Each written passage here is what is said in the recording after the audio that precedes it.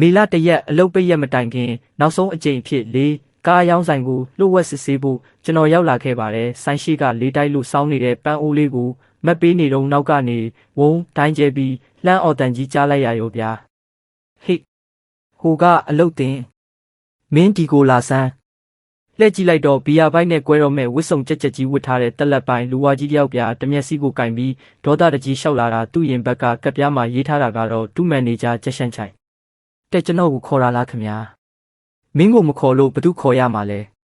တဆိုင်လုံးမှာမင်းတယောက်ပဲမျက်နှာစိမ်းရှိတာဝတ်ထားတာတော့လူယုံနဲ့တူပါရဲ့ကိုတခင်လေးလာလုံနေတယ်အောက်မေ့နေလားဒီနေ့ကုမ္ပဏီဥက္ကဋ္ဌကြီးဆိုင်လာစစ်မှာကွာမင်းတဆိုင်လုံးကိုအစအဆုံးတမျက်စိလဲဆန်းအိမ်သာထောင်းတွေပါမကြံစေနဲ့ဒီနေ့ဆိုင်လာစစ်မယ်ဆိုတာခမည်းဘလို့သိလဲတကယ်တော့ဒီတစ်ခေါက်လာစစ်တာကိုကျွန်တော်ဘသူ့ကိုမှမပြောပဲလှုပ်ဝက်ထားတာလေသူကဘလို့သိသွားတာလဲငါဘလို့တိမင်းနဲ့ဆိုင်လာစကားများမနေနဲ့မှတ်ထားငါကမင်းရဲ့အထက်လူကြီးပဲငါရှိမှာဒီခေတ်သစ်လူငယ်စတိုင်နဲ့လုပ်ငန်းခွင်ကိုလာတော်လန်ခြင်းတဲ့ပုံစံမျိုးလာမလုံးနဲ့နောက်တစ်ခါဆိုမင်းကိုဓာတ်ရိုက်အလုပ်ထုတ်ပြင်မယ်ကျွန်တော်ဒေါသကိုအောက်အီးပြီးတက်ပြင်းချလိုက်ရတဲ့နွေရာသီကမှကုမ္ပဏီရုံးချုပ်ကနေပညာသင်ပြန်လာတာကိုအဖေကဒီလက်အောက်ခံကုမ္ပဏီခွဲစီပို့လိုက်ပြီးအောင်မြင်မှုမရရင်ပြန်မလာနဲ့လို့အမိန့်ပြတ်ပေးထားတာကိုယာတူးအစ်စ်နဲ့ဘယ်ကနေစကန်ရမလဲမသိဖြစ်နေတော့ဒီကောင်ကတော့အတော်ပဲကိုစွမ်းဆောင်ရည်ပြဖို့အကွက်ကောင်းကသူ့အလိုလိုရောက်လာတာပဲကောင်းပြီလေလဲပေးရတာပေါ့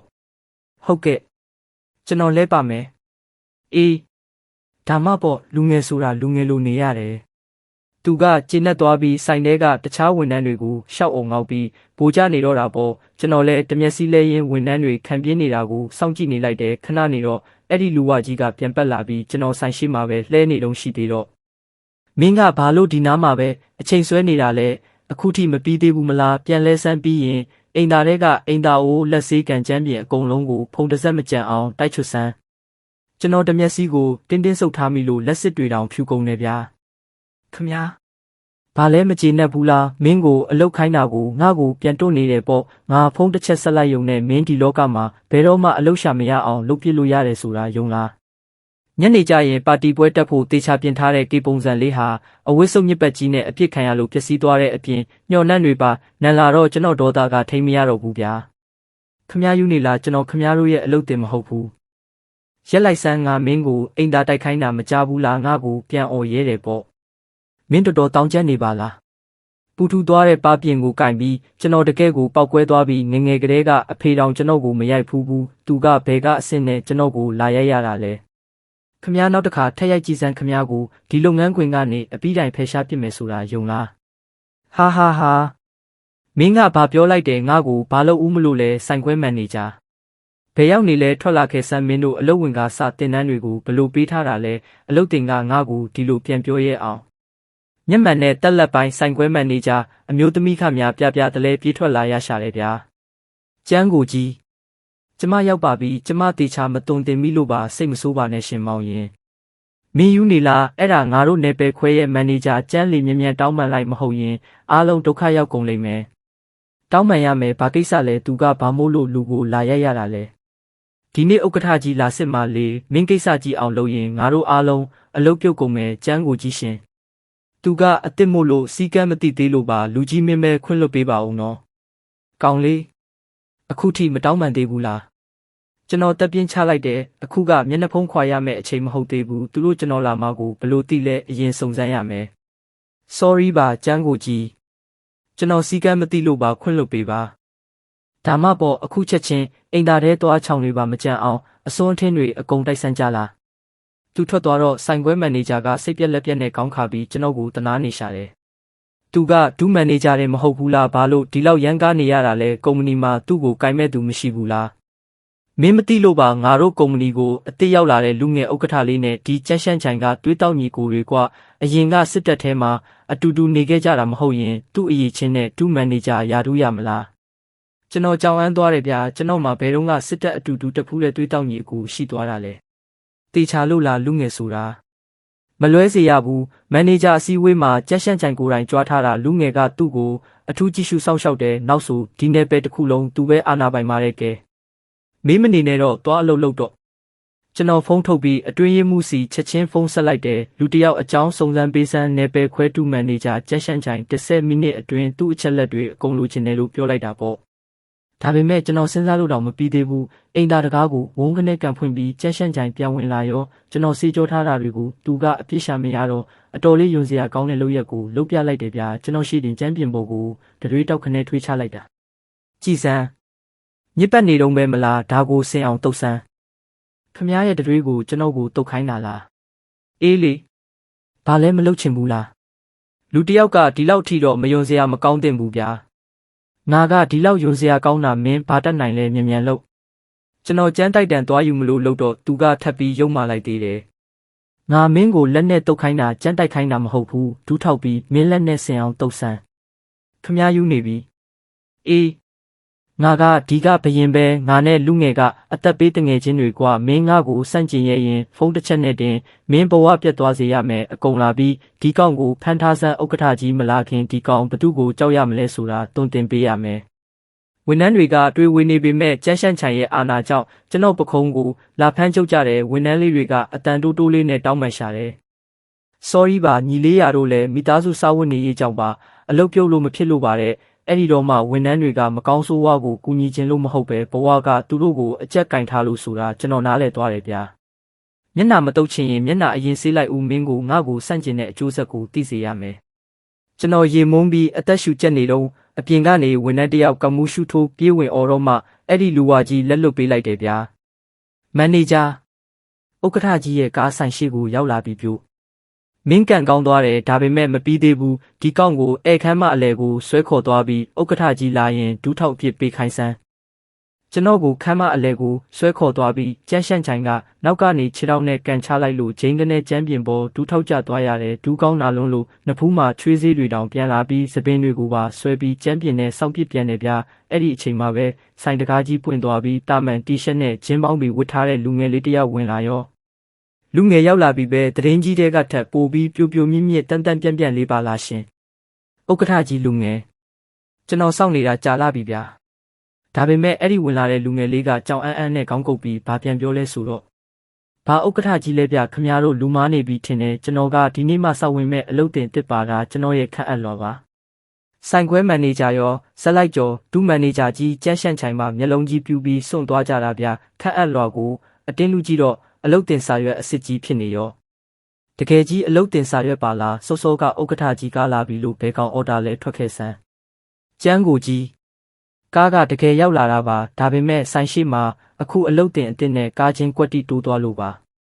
လူမားပြီးကွက်တီတိုးသွားတော့ဆိုင်ထဲမှာတိုးတိုးနဲ့ဝေဖန်တန်တွေစူညံသွားတာပေါ့ဗျာကျမ်းမန်နေဂျာကဥက္ကဋ္ဌလေးနဲ့အရန်ရင်းနှီးရဆိုပြီးလူတော်မရသလားတကယ်လို့ဒီလူကအလုတ်တင်အစ်စ်ဆိုရင်စောစောကဒူးထောက်ခိုင်းထားတဲ့သူကဘသူလဲဆိုပြီးပြောနေကြတာအဲ့ဒီပြောတန်တွေကကျက်ရှန့်ချိုင်ရဲ့ရင်ဘတ်ကိုအက်နဲ့ထိုးသလိုဖြစ်သွားပြီးဒေါသအိုးပေါက်ကွဲသွားတော့တာပေါ့သူကချက်ချင်းကျွန်တော်စီပြေးလာပြီးဝုန်းကနေခြေထောက်နဲ့ထက်ကန်ချလိုက်လို့ကျွန်တော်ကျမ်းပြင်ပေါ်မှောက်ကျသွားရပြန်တယ်မင်းကအလုတ်တင်မဟုတ်ရင်မပြောဘူးလားငါ့ကိုတိတ်ခါကြအောင်လုပ်တယ်ဆိုပြီးထက်ကန်မှုခြေထောက်ချအမှာပဲဆိုင်တကားဝါကနေလူတယောက်ထပ်ဝင်လာပြန်ရောဗျာဘသူကကျန်းရှန့်ချိုင်လေးတဲ့ကြည့်လိုက်တော့စမတ်ကြတဲ့ဝစ်စုံနဲ့လက်ထဲမှာဖိုင်တွဲမဲကြီးကင်ထားတဲ့တက်လက်ပိုင်းအမျိုးသားတယောက်ကျန်းရှန့်ချိုင်လဲမျက်လုံးအရည်လဲသွားပြီးကျွန်တော်ကိုပြစ်ထားခဲ့ကဖားမဲမျက်နှာပေးနဲ့ချက်ချင်းပြေးကြိုတော့တာပေါ့စုံတွင်းရေးမှုကြီးကိုရိုင်းတောင်လာခဲ့တာလားဥက္ကဋ္ဌလေးကော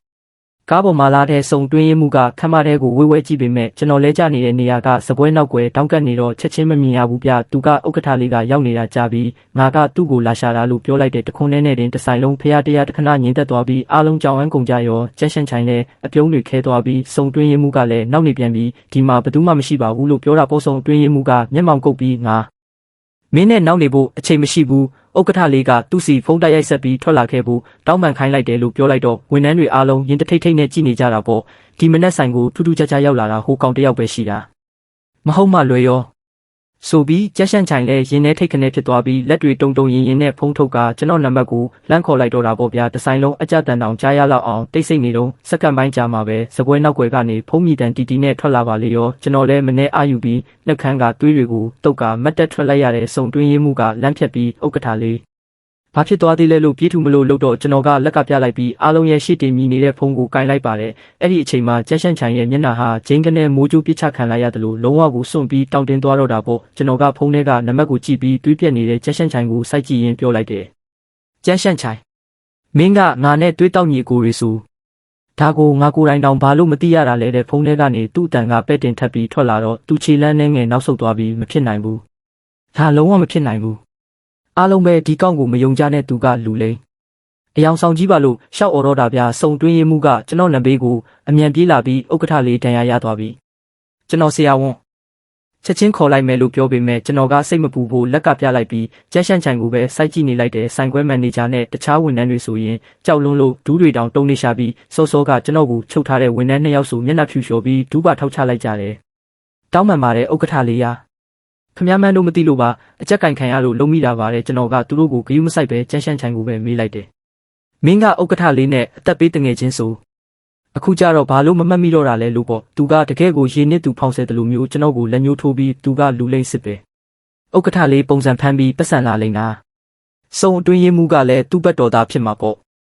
့ခိုင်းဖွဲ့ပြီးလာလိမ့်တာလို့ရှောက်ပြောတော့တာဗျာအဲ့ဒီလိုပြောလေလေတန်ကပူကျလာလေပဲကုမ္ပဏီကြီးကဥက္ကဋ္ဌကဒီလိုဆိုင်သေးလေးစီကိုယ်တိုင်လာပါမလားလို့သူကပြောတော့ဝန်ထမ်းတွေလည်းဟိုကြည့်ဒီကြည့်နဲ့ပြန်ပြီးဝေခွဲမရဖြစ်ကုန်ကြပြန်ရောကျွန်တော်လည်းအိတ်ထဲကနေကုမ္ပဏီရုံးချုပ်ကထုတ်ပေးထားတဲ့အထူးဝန်ထမ်းကပြလေးကိုထုတ်ပြလိုက်တယ်အဲ့ဒီကမှအတူလုံးလို့မရတဲ့တင်ကေတာတွေနဲ့ကျွန်တော်တက်ပုံပါတယ်လေဒါပေမဲ့ကြက်ရှန့်ချိုင်ကအဲ့ဒီကကိုလူယူကြည့်ပြီးလှောင်ပြုံးကကျမ်းပြင်ပေါ်လွင့်ဖြစ်ပြီးခြေထောက်နဲ့ပါစောင့်နေပြစ်တယ်ဗျာဒီခေတ်မှာဘာမဆိုအတူလုံးလို့ရတယ်အွန်လိုင်းကနေမှလိုက်ရင်တပုံစံနဲ့ရတာငါကလူလိမ်တွေအများကြီးတွေ့ဘူးတယ်ငါ့ကိုလာလိမ်လို့မရဘူးတဲ့စုံတွင်းရမှုကကျန်းရှန့်ချိုင်မင်းတော်ရန်ကားနေပါလားလို့အော်တော့မင်းတို့ကမှကုမ္ပဏီကိုလာလိမ်တာငါအခုပဲရဲခေါ်လိုက်မယ်ဆိုပြီးဖုန်းထုတ်ကရဲကိုတကယ်လမ်းတိုင်တော့တာဗျဆိုင်တဲ့ကဝန်ထမ်းတွေလည်းလုံးဝကိုရှုပ်ထွေးကုန်ကြပြီးကျွန်တော်ကဖိုင်တွဲတဲ့ကကုမ္ပဏီရဲ့လှုပ်ဝက်စာချုပ်တွေနဲ့ခန့်အပ်လွာတွေကိုထုတ်ပြပြီးဒါတွေကအတူပဲလာလို့မေးတော့သူကကြည့်တောင်မကြည့်ပဲအတူပေါ့ကွာဥက္ကဋ္ဌကြီးဖြစ်ပြီးအိမ်သားထဲမှာအိုးတိုက်ခိုင်းတာကိုငြိမ်ခံနေမလားတကယ်သာဥက္ကဋ္ဌဆိုစောစောကလေးကယာဒူးထုတ်ပြလိုက်မှာပေါ့လဲသူပြောတာကလည်းဝန်ထမ်းတွေအတွက်ဟုတ်တယ်လို့ဖြစ်သွားတော့အားလုံးကကျွန်တော်ကိုတန်တရားမျက်လုံးတွေနဲ့ပြန်ကြည့်လာကြပြန်ရောဗျာကျွန်တော်တက်ပြင်းချပြီးငါကဆိုင်ရဲ့အခြေအနေအစ်စ်အမှန်ကိုသိကျင်လို့လှုပ်ဝက်စုံစမ်းရေးလာလောက်တာလို့ပြောလိုက်တော့ကြက်ရှန့်ချိုင်ကဟာနဲ့လှောင်ရတော့တာပေါ့လှုပ်ဝက်စုံစမ်းရေးဟုတ်လားဇလန်းတွဲတွေအကြည့်လုံနေတာလားမင်းကိုမင်းကြီးမင်းနန္ဒာထင်နေလားဆိုပြီးလှောင်ကြတာပေါ့ဗျာကျွန်တော်ရဲ့တီးခန့်နိုင်စွမ်းကအဆုံးစုံကိုရောက်သွားပြီမို့ဖုံးထုတ်ပြီးအဖေစီချက်ချင်းဖုံးဆက်လိုက်တယ်ဖေကျွန်တော်တောင်ပိုင်းကလေးဆိုင်မှာရောက်နေတယ်ဒီကိုတစ်ခေါက်လောက်လာခဲ့ပေးပါလို့ပြောတော့ဖုန်းထဲကနေစိတ်ပြတ်အားမလို့အားမရဖြစ်နေတဲ့အဖေတန်ထွက်လာတယ်မင်းပါပြဿနာထက်ရှာပြန်ပြီးလဲတဲ့ကျွန်တော်ကခလူတချို့ကကျွန်တော်ယာတူကိုမယုံလို့အဖေကိုယ်တိုင်လာတက်တည်ပြပေးပါလို့ပြောတော့အဖေကအလူဆန်မင်းပဲအချိန်ထိကလေးကလာလုံနေအောင်ပါလဲအလုပ်ကိုတေချာတင်ပါဆိုမှအေးငါအခုလာခဲ့မယ်ကဆိုပြီးဖုန်းချသွားရောဗျကျွန်တော်ဖုန်းသိမ်းလိုက်ပြီးငါအဖေအခုလာလိမ့်မယ်အဲ့ဒီကြရင်ယာရုစစ်ကိုတီးရလိမ့်မယ်လို့ပြောတော့ကြမ်းရှန့်ချိုင်ကကောင်းပြီလေမင်းကဘလို့လူကိုအဖေရောင်ဆောင်ခေါ်လာမလဲဆိုတာစောင့်ကြည့်ကြတာပေါ့ငါကတော့ကုမ္ပဏီကျိုးအတွက်လုပ်တာရဲလာရင်ဘသူကတရက်ခန့်လဲတီးရမှာပေါ့10မိနစ်20လောက်ကြာတော့ဆိုင်ပြင်ကနေခြေတံပြင်းတွေကြားလိုက်ရပြီးအသက်50ကျော်အမျိုးသားကြီးတယောက်ဝင်လာခဲ့ပါတယ်တည်တက်တဲ့ဝတ်စုံမင်းနဲ့ကေပုံစံကိုတမြင့်မကြံဖိတက်ထားပြီးမျက်နှာကတော့လုံးဝအေးဆက်လို့ပြသူကတော့လူချမ်းလိုင်ကုမ္ပဏီအုပ်စုကြီးရဲ့တကယ်အာဏာပိုင်အဖေရင်းကြီးပေါ့ဆိုင်ထဲကလူတွေအားလုံးသူ့ကိုမသိကြပေမဲ့သူထွက်ပေါ်လာတဲ့အရှိန်အဝါကြောင့်ဘေးကိုအလိုလိုဖယ်ပေးလိုက်ကြရတယ်ကြက်ရှန့်ချိုင်လဲကြောင်းသွားပြီးမှရှေ့ကိုပြဒီထွက်ကဖားဖို့ပြင်ပေမဲ့အဖေကသူ့ကိုလှည့်တောင်မကြည့်ပဲဆိုင်ထဲကိုဝေးကြည့်ကဆိုရွှဲပြီးတွေးထွက်နေတဲ့ကျွန်တော်ရဲ့လှပတဲ့ပုံစံကိုတွေးတော့မျက်မှောင်ကြီးပိုးကုတ်သွားပြီးထွက်ခဲ့ဆိုပြီးလှည့်ထွက်သွားတော့တာပဲဆိုင်ထဲမှာတော့သူကဘသူလဲအရှိန်ဝါကတော့အလန်းစားပဲဥက္ကဋ္ဌလေးရဲ့အဖေစစ်ထင်နေဆိုပြီးတိုးနဲ့ကြံခဲ့ကြတာပေါ့ကျွန်တော်တို့ဆိုင်ပြင်ကကားပါကင်စီရောက်တော့အဖေကကားမဲကြီးပေးမှာကြောခိုင်းရွက်ပြီးအေးဆက်လေတံနဲ့ပြောစမ်းဘာပြဿနာထက်ရှာလိုက်ပြန်ပြီးလဲတဲ့တကယ်တရခန့်ကိုစစ်ဆေးတယ်လို့မျိုးမေးတာဗျာကျွန်တော်ကအဖေအစီအစဉ်အတိုင်းလှုပ်ဝက်စုံစမ်းရေးလာတာကိုဒူးမန်နေဂျာကအလုပ်တင်အစ်စ်ဆိုပြီးနှိပ်စက်တာခံလိုက်ရတာလို့ပြောတော့အဖေကအဲ့ဒီတော့ဘာဖြစ်လဲတဲ့ကျွန်တော်ယာတူးကိုပြောပြပေးမယ်သူတို့ကမယုံဘူးလေလို့ပြောတော့အဖေကတက်ပြင်းချပြီးလူဆန်မင်းဘယ်တော့မှလူကြီးဖြစ်မှာလဲမင်းကိုအောက်ခြေနေတိအောင်လွတ်လိုက်တာလေလူတွေနဲ့ပြဿနာတက်ဖို့လွတ်လိုက်တာမဟုတ်ဘူးတဲ့ကျွန်တော်ကဒါပေမဲ့သူတို့က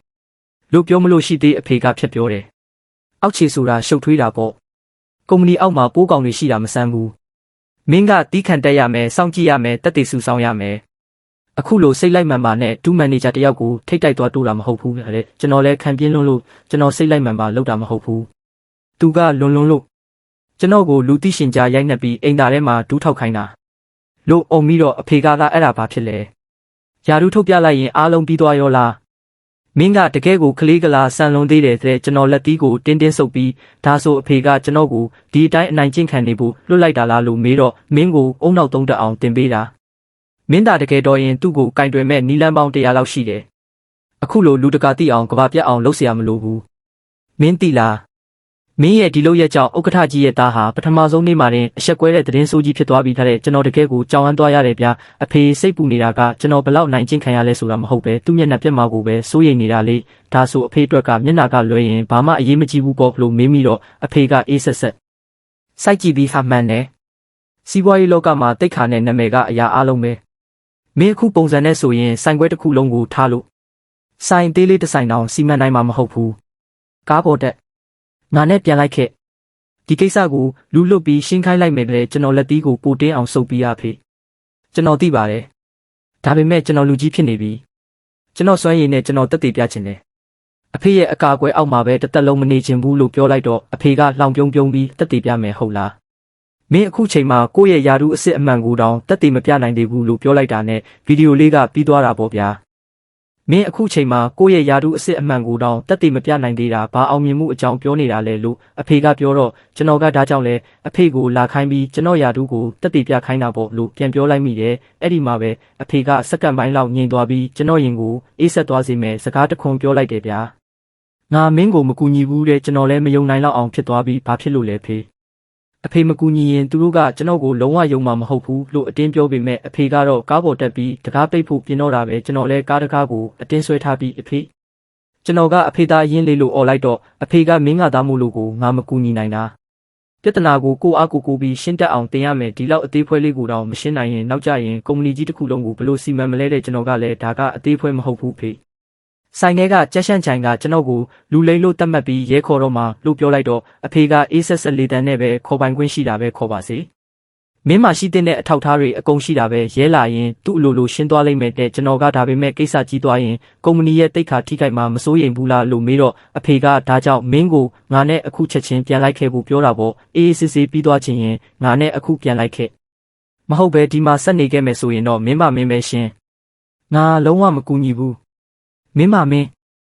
ရွေးချယ်လိုက်တဲ့ကျွန်တော်လည်းအန်ကျိတ်ပြီးကျွန်တော်ဒီမှာပဲနေခဲ့မယ်လို့ရွေးလိုက်ပါတယ်အဲ့ဒီမှာပဲအဖေကကောင်းပြီဒါဆိုအခုကစပြီးမင်းကငါသားမဟုတ်တော့ဘူးလို့ပြောပြီးကားတကားကိုစောက်ပိတ်ပစ်လိုက်တယ်ဗျာကျွန်တော်ကြောင်အန်းနေတော့မှပဲအဖေကကားမှန်ချပြီးဆိုင်တကားဝါကလူတွေကိုလှမ်းអော်တယ်ဒီဆိုင်ရဲ့တာဝန်ခံဘသူလဲတဲ့ဆိုင်ခွဲမန်နေဂျာလဲပြတလဲပြေးထွက်လာပြီးကျမပါရှင်ဘာကိစ္စရှိလို့လဲရှင်လို့မေးတော့အဖေကငါနာမည်လူလို့ခေါ်တယ်စောကကုမ္ပဏီဥက္ကဋ္ဌရဲ့တားရောင်ဆောင်ပြီးလာလိမ့်နေတဲ့သူရှိတယ်ဆိုလို့ငါမှာတော့အတုံးမကျတဲ့သားတစ်ယောက်ရှိတယ်ဆိုတာမှန်ပေမဲ့သူကအခုရုံချုပ်မှာအလုပ်တင်ဆင်းနေတာဒီကိုရောက်လာစရာအကြောင်းမရှိဘူးလို့ပြောပြီးကျွန်တော်ကိုလက်ညှိုးထိုးကဆက်ဆုပ်ယွန်ရှာတဲ့လေတံနဲ့ဒီလူကိုငါမသိဘူးငါသားလည်းမဟုတ်ဘူးခမည်းတော်ဥပဒေတိုင်းကြိုက်တယ်လို့သာရှင်းလိုက်ကြငါကိုအားနာနေစရာမလိုဘူးလို့ပြောပြီးမောင်းထွက်သွားပါလေရောဗျာဆိုင်ခွဲမန်နေဂျာရောဝန်ထမ်းတွေပါအကုန်လုံးပါဇက်အဟောင်းသားနဲ့ကြောင်အန်းကြံခဲ့တာပေါ့အဲ့ဒီမှာဇက်လိုက်ကျော်ကျန်းရှန့်ချိုင်ကလူအုပ်ထဲကတိုးထွက်လာပြီးမျက်နှာပြောင်နဲ့လှောင်အော်တော့တာပဲအကုန်လုံးကြားကြတယ်မလားသူ့ဖေရင်းကတော့တားအဖြစ်အတိမတ်မပြုတ်ဘူးလေငါပြောသားပဲသူကလူလိမ္မာဆိုးတဲ့သူကကျွန်တော်ရှေ့ပြေးလာပြီးနဖူးကိုလက်ညှိုးနဲ့စောင့်ထိုးကကောင်းလေအခုဘာပြောချင်သေးလဲလို့အော်တော့ကျွန်တော်မှတကိုယ်လုံးတောင့်တင်းပြီးအုံနောက်ထဲပလာဖြစ်သွားရတယ်အဖေရဲ့စကားတွေကနားထဲမှာပဲ့တင်ထက်နေတော့မဲ့လေသူကကျွန်တော်အင်ဂျီကိုဆွဲပြီးဘာကြောင့်ကြည့်နေတာလဲရဲတွေအခုလာလိမ့်မယ်မင်းဘလို့လေဦးမလဲကြည့်ကြသေးတာပေါ့တဲ့ဘေးကပြေးဝင်လာတဲ့စုံတွင်းရင်းမှုကိုလည်းဝန်ထမ်းတွေကိုအတင်းချုပ်ခိုင်းပြီးလူလိမ်နဲ့ပူပေါင်းတဲ့ကောင်မို့လို့ဒီကောင်ကိုပါတခါတည်းဖန်ခိုင်းရမယ်လို့ပြောတော့စုံတွင်းရင်းမှုကခမည်းတော်ယူနေလားသူကတကယ်ဥက္ကဋ္ဌလေးပြလို့អော်ပေမဲ့ကျန်းရှန့်ချိုင်ကတော့တကယ်ဥက္ကဋ္ဌဟုတ်မဟုတ်ရဲလာရင်သိရမှာပေါ့ဆိုပြီးကျွန်တော်ကိုနေရနာတွန်းပို့ထားလိုက်တယ်ဗျာဘေးကဝန်ထမ်းတွေကလည်းငါပြောသားပဲဥက္ကဋ္ဌကြီးကဒီလောက်တနာစရာကောင်းတဲ့ပုံစံဖြစ်ပါမလားတော်သေးတာပေါ့ကျမ်းမန်နေကြမျက်စိရှင်လို့မဟုတ်ရင်ကုမ္ပဏီနစ်နာတော့မှဆိုပြီးဝိုင်းပြောကြတော့ကျန်းရှန့်ချိုင်ကပိုပြီးဘဝင်ခိုင်သွားတာပေါ့မကြခင်မှာပဲဆိုင်ပြင်ကနေရဲကားအိုးတန်တွေတဖြည်းဖြည်းနီးကပ်လာပြီးရဲတပ်ဖွဲ့ဝင်၄ယောက်ဆိုင်ထဲဝင်လာခဲ့ပါတယ်အသက်30ကျော်အရွယ်ရဲအရာရှိကဘသူဖုံးဆက်တိုင်တာလဲလို့မေးတော့ကျန်းရှန့်ချိုင်ကကဲတင်ရှင်ကြီးနဲ့တွေ့တယ်လို့ပြတယ်လဲပြေးကြိုပြီးကျွန်တော်ပါရဲတပ်သားကြီးတို့ဒီမှာကုမ္ပဏီရဲ့အထက်လူကြီးပုံစံဖမ်းပြီးလာလိမ့်နေတဲ့သူရှိလို့ဝန်ထမ်းကတ်တွေစာရွက်စာတမ်းတွေပါအတုလုပ်ထားတာမြန်ဖမ်းပေးကြပါလို့တိုင်တော့တာပေါ့ရဲအရာရှိကဆိုင်ထဲကိုဝဲကြည့်ပြီးကျွန်တော်စီလျှောက်လာကခမည်းနာမည်ဘယ်လိုခေါ်လဲ မှတ်ပုံတင်ပါလားလို့မေးတော့ကျွန်တော်ကသူ့မျက်လုံးကိုစိုက်ကြည့်ပြီးလူဇန်လို့ဖြေကဆိုရွှဲနေတဲ့အိတ်ကက်ထဲကမှတ်ပုံတင်ထုတ်ပေးလိုက်ပါတယ်ရဲအရာရှိကတေချာစစ်ဆေးပြီးမှတ်ပုံတင်ကတော့အစ်စ်ပဲလို့ပြောလိုက်တော့ကျန်းရှန့်ချိုင်ကမျက်နှာပြတ်သွားပြီးမှတ်ပုံတင်အစ်စ်ဖြစ်ုံနဲ့ဥက္ကဋ္ဌကြီးဖြစ်ရောလားသူကမှတ်ပုံတင်အစ်စ်နဲ့လာလိမ့်တာဖြစ်ရမယ်လို့အတင်းဝင်ပြောတာပေါ့ရဲအရာရှိကသူ့ကိုဂယုမဆိုင်ပဲကျွန်တော်ကိုပဲခမ ्या ကဒီဆိုင်ရဲ့ဥက္ကဋ္ဌကြီးဆိုတာတေချာလားလို့ထပ်မေးတော့ကျွန်တော်ကအတိအကျပြောရရင်ကျွန်တော်ကရုံချုပ်ကနေဆိုင်ရဲ့အခြေအနေကိုလှုပ်ဝက်စုံစမ်းမှုဆေးလွတ်လိုက်တဲ့တာဝန်ခံပါဒါကျွန်တော်ရဲ့ဝန်ထမ်းကတ်ဆိုပြီးကျန်းရှန့်ချိုင်ခြေထောက်နဲ့စောင်းနှင်းထားလို့ခြေရာကြီးထင်နေတဲ့ဝန်ထမ်းကတ်ကိုကျန်းပြင်ပေါ်ကကောက်ပေးလိုက်ပါတယ်ကျန်းရှန့်ချိုင်ကတော့ဘေးကနေပြတလဲနဲ့ဝန်ထမ်းကတ်ဆိုတာအတူလုပ်လို့ရတာပဲရဲတပ်သားကြီးရဲ့မယုံတဲ့ဦးလို့အော်တော့ရဲရရှိကခမ ्या ကဘာမို့လို့ဒီလောက်စကားများနေရတာလဲလို့မေးတာပေါ့သူကကျွန်တော်ကဒီနယ်ပယ်ခွဲရဲ့ဒုမန်နေဂျာကျန်းရှန့်ချိုင်ပါကျွန်တော်တကယ်ဥက္ကဋ္ဌကြီးနဲ့အသက်ပေးသွင်းခြင်းတွေမူသူ့ပုံစံကိုကောင်းကောင်းသိတယ်လို့ကြွားပြန်ရောရဲရရှိကဒါဆိုဥက္ကဋ္ဌကြီးကိုလူကိုယ်တိုင်မြင်ဘူးလားလို့မေးတော့သူကမြင်ဘူးတာပေါ့အတူတူတောင်စော့ဘူးသေးတယ်ဒါပေမဲ့အချိန်နဲ့ကြာသွားတော့မျက်နှာကိုတိတ်မမတ်မိတော့ဘူးလို့ရှောက်လိန်တာပေါ့ဗျာရဲရရှိကတီတီငင်ငင်နဲ့ပဲတခြားရဲတယောက်ကိုရုံးချုပ်ကိုဖုံးဆက်ပြီးဒီလူရဲ့ယာတုကိုချက်ချင်းအတီးပြူစမ်းလို့ခိုင်းလိုက်တဲ့အချိန်မှာတဆိုင်လုံးတိတ်ဆိတ်သွားပြီးကျက်ရှန့်ချိုင်ရဲ့နဖူးကနေချွေးစေးတွေဒရာဟောစီးကြလာတော့တာပေါ့အဲ့ဒီအချိန်မှာစုံတွင်းရေးမှုကရဲတပ်သားကြီးတို့ဖုံးဆက်နေစရာမလိုပါဘူးဒီဝန်ထမ်းကရဲ့အနောက်မှာအတူလုံးလို့မရတဲ့စမတ်ကုတ်ပါတယ်အဲ့ဒါကိုဖုန်းနဲ့စကင်ဖတ်လိုက်ရင်ရုံချုပ်ရဲ့အချက်လက်စနစ်နဲ့တိုက်ရိုက်ချိတ်ဆက်ပြီးယာတုကိုပြပေးလိုက်မယ်လို့ပြောလိုက်ပါတယ်ရဲအရာရှိကဖုန်းထုတ်ပြီးစကင်ဖတ်လိုက်တဲ့အခါမှာတော့သူ့မျက်နှာအမူအရာချက်ချင်းပြောင်းလဲသွားပြီးဖုန်းမျက်နှာပြင်ကိုကြည့်ကဖတ်ပြလိုက်တယ်ဗျာလူဇန်အမျိုးသားရုံချုပ်ရဲ့အထူးလက်ရှိယာတုဒုဥက္ကဋ္ဌတဲ့အဲ့ဒီဒုဥက္ကဋ္ဌဆိုတဲ့စကားလုံးဟာတဆိုင်လုံးကိုဘုံတစ်လုံးပစ်ချလိုက်တယ်လို့ဖြစ်သွားပြီးအားလုံးရောက်ရက်ခတ်ကုန်ကြရောဝန်ထမ်းတွေကဖျားရည်ငါတို့ဒုဥက္ကဋ္ဌကြီးကိုဘာတွေလုပ်မိလိုက်တာလဲဆိုပြီးဆိုင်ခွဲမန်နေဂျာဆိုမျက်နှာဖြူရော်ပြီးလဲကျလူနီးပါးဖြစ်သွားရှာတယ်ဇက်လိုက်ကျော်ကျန်းရှန့်ချိုင်ကတော့ကျန်းပြင်ပေါ်ဒူးထောက်လျက်သားပုံပြက်ပန်းပြက်လဲကျသွားပြီးပါဇက်ကနေမဖြစ်နိုင်ဘူးလို့ပဲတွတ်ရွတ်နေတော့တာပေါ့ရဲအရာရှိကသူ့ရှေ့လျှောက်သွားပြီးစောကခမ ्या ပါပြောလိုက်လေဥက္ကဋ္ဌကြီးနဲ့အသက်ပေးတင်ချင်းဆိုလို့မေးတော့သူကပါဇက်အဟောင်းသားနဲ့စကားတခုမှမပြောနိုင်တော့ဘူးဗျရဲအရာရှိကကျွန်တော်ဘက်လှည့်ပြီးလူကြီးမင်းလူဆန်အမှုဖွင့်ခြင်းပါတလားလို့မေးတော့ကျွန်တော်ကနှက်ခမ်းကသွေးတွေကိုတုပ်ပြီးဒီလူကကျွန်တော်ကိုလူသိရှင်ကြားရိုက်နှက်စော်ကားပြီးလူအခွင့်အရေးချိုးဖောက်ချုပ်နှောင်ခဲ့ပါတယ်လို့ပြောကစောကဖြစ်ပျက်ခဲ့တဲ့အိမ်သားထဲမှာပါရိုက်ခံရတာရေပိုက်အောက်ခေါင်းနှိပ်ခံရတာတူးထောက်ခေါင်းဆောင်ခိုင်းတာတွေကိုအဆအဆုံးပြန်ပြောပြလိုက်ပါတယ်ရဲအရာရှိလဲနားထောင်ရင်မျက်မှောင်ကြီးကုတ်သွားပြီးကျန်းရှန့်ချိုင်ခမ ्या ကိုလူကိုယ်တိုင်ထိခိုက်နာကျင်စေမှုစော်ကားမှုနဲ့တရားမဝင်လူတက်ကန့်တက်မှုတွေနဲ့ဖမ်းဆီးလိုက်ပြီးရဲစခန်းကိုလိုက်ခဲ့တော့လို့ပြောလိုက်တဲ့အချိန်မှာကျန်းရှန့်ချိုင်လုံးဝတွေးပြတ်သွားပြီးကျွန်တော်ရှိပြေးလာကဖက်လဲတကင်းဒူးထောက်တောင်းပန်တော့တာဗျာဥက္ကဋ္ဌကြီးလူဆန်ကျွန်တော်မျက်စိမရှိလို့ပါကျွန်တော်တေးထိုက်ပါတယ်ခွင့်လွတ်ပေးပါခမ ्या ကိုအလုတ်တင်အစ်စ်ထင်လို့လုံးမိတာပါတယ်ကျွန်တော်ကတော့အေးဆက်ဆက်လေးတန်နဲ့ပဲအလုတ်တင်အစ်စ်ဖြစ်ရင်တော့မင်းကကြိုက်တယ်လို့နှိပ်ဆက်စော်ကားပိုင်ခွင့်ရှိလို့လားယာထူးကြီးတဲ့သူမဟုတ်ရင်မင်းကကြိုက်တယ်လို့ရိုက်နှက်ညှဉ်းပန်းလို့ရတယ်ပေါ့မင်းကအစ်စ်တွေရှိမှအာနာပြပြီးမင်းရဲ့တနာစရာကောင်းတဲ့မာနကိုဖြည့်ဆည်းခြင်းယုံတက်ပဲမဟုတ်လားလို့မေးလိုက်တော့သူကဘာမှပြန်မပြောနိုင်ပဲကြမ်းပြင်းတဲ့ခေါင်းကိုစောင့်ထုပြီးသွေးတွေမျက်ရည်တွေနှက်တွေနဲ့ပုံပြက်ပန်းပြက်ငိုယိုတော့တာပေါ့ဗျာကျွန်တော်ကစုံတွင်းရေးမှုပက်လက်ပြီးကင်မရာဖွင့်ခိုင်းလိုက်ကဆိုင်ခွဲမန်နေဂျာကိုဖြစ်ပျက်ခဲ့တာတွေအကုန်လုံးထွက်ဆိုခိုင်းပါတယ်မန်နေဂျာကလည်းကြောက်လန့်နဲ့ကြက်ရှန့်ချိုင်ကျွန်တော်မျက်နှာကိုအဝတ်စုံနဲ့ပြစ်ပေါက်တာပါရိုက်တာအိမ်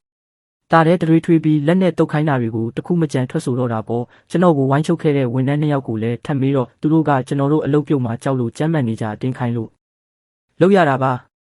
သူကအရင်ကလည်းဝန်ထမ်း1ယောက်ကိုတနေကုန်ဒူးထောက်ခိုင်းဘူးတယ်လို့ဖော်ကောင်လောက်ကြပါလေရောအဲ့ဒီမှာတင်နဲ့အကြကြီးအနိုင်ကျင့်ခံခဲ့ရတဲ့ဝန်ထမ်းတွေအားလုံးရဲ့ဒေါသနဲ့ခံပြင်းမှုတွေကရေလွတ်တကားပွင့်သွားသလိုအကုန်ပေါက်ကွဲထွက်လာပြီးကျန်းရှန့်ချိုင်ကိုဝိုင်းပြီးတရားစွဲကြတော့တာပေါ့ဝန်ထမ်းမျိုးသမီး1ယောက်ဆိုမန်နေဂျာကျန်းပြီးခဲ့တဲ့လကခမ ्या ကျမကိုရုံးခန်းထဲမှာအဓမ္မစော်ကားဖို့လုပ်တာကိုညှင်းခဲ့လို့အလုပ်ထုတ်မယ်ဆိုပြီးချင်းချောက်ခဲ့တာကိုမှတ်မိလာ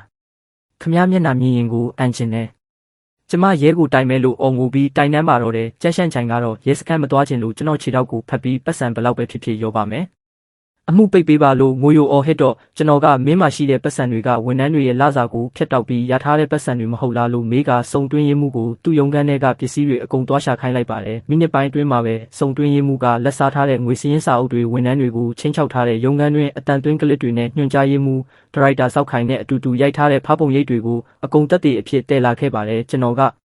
အဲ့ဒီတပ်ပုံတွေကိုကြည့်ပြီးကျန်းရှန့်ချိုင်ကိုပြလိုက်တယ်မင်းကစောက်ခိုင်နဲ့အရန်ရင်းနေတာပေါ့ဒါဆိုဒီနေ့မနက်10 နာရီမှာမင်းစီဖုန်းဆက်ပြီးငါလာစစ်မဲ့အကြောင်းသတင်းပေးလိုက်တာစောက်ခိုင်မဟုတ်လားလို့မေးလိုက်တော့သူကအထိတ်တလန့်နဲ့ချွေးတွေ